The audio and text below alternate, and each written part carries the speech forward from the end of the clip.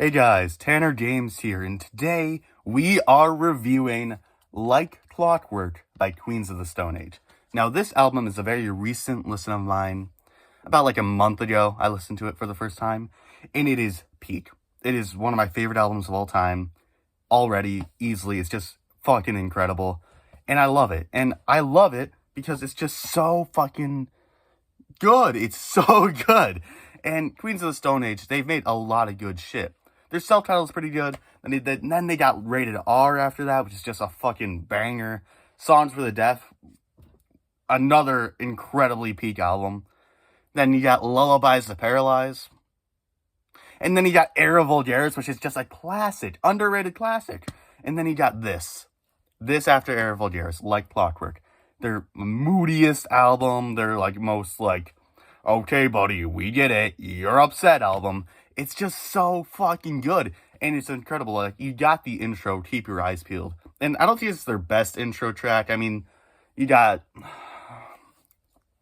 Songs for the Deaf on there, which, I guess you think I'm worth $1, but I feel like a millionaire, something like that. I guess that's not the intro track on Songs for the Deaf, but yes it is. Shut the fuck up. It's probably better than Keep Your Eyes Peeled. But Keep Your Eyes Peeled off of this album is still an incredible intro track, really gets you into it.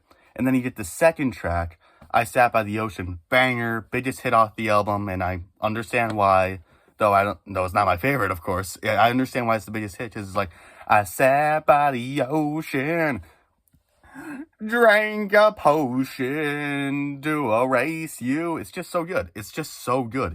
And it's just a banger. And then you got the third track. The third track is where this album really got me. Like, the first two tracks, I was like, oh, those were some banging Queens of the Stone Age songs. I love Queens of the Stone Age. And then the third track, The Vampire of Time and Memory. Holy fucking shit. Just a beautiful track. Just beautiful track. Incredible. Just a really... just a moment of reflection and just pondering. His heart fucking yearns for something, and I love it. It's so fucking good. And then after that, you just go back to If I Had a Tail, which is just a more return to like a groovy, upbeat song, but there's still something like menacing about it, especially that outro that fucking leads into My God Is the Sun, which is an incredible track, incredibly fucking fun, an amazing riff, just just beautiful, beautiful. And then after that, my favorite, Collapsia. Oh my god, Collapsia is so good. It's just like, oh, why you so sad? What have we done? It's just beautiful. It's beautiful. And you got Trent Reznor on there. He's doing the backing vocals, so he's also sad and shit too.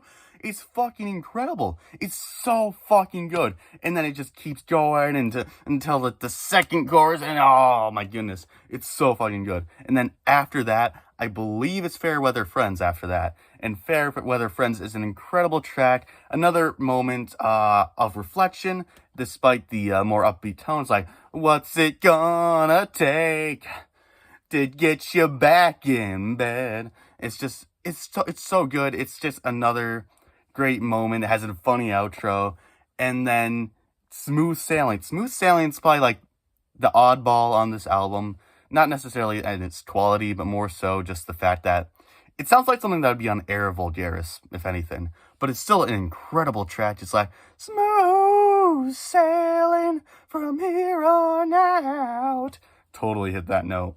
But it's still a really solid, fun track. And then after that, I Appear Missing. One of the best tracks that Queens of the Stone Age has ever done, ever. Just a 6-minute, beautiful track. Just shock me awake, tear me apart. It's just, oh, it's so fucking good. And then the outro, like the last 2 minutes of the song, is just so incredibly peak. It's amazing. Then you got the actual outro of the album, Like Clockwork. Just a really nice, reflective moment. Just nice, really solid outro. Not as good of an outro as Mosquito Song, but yeah, it's just really solid. But as a whole, I think the album is just a beautiful beautiful magnum opus for Queens of the Stone Age.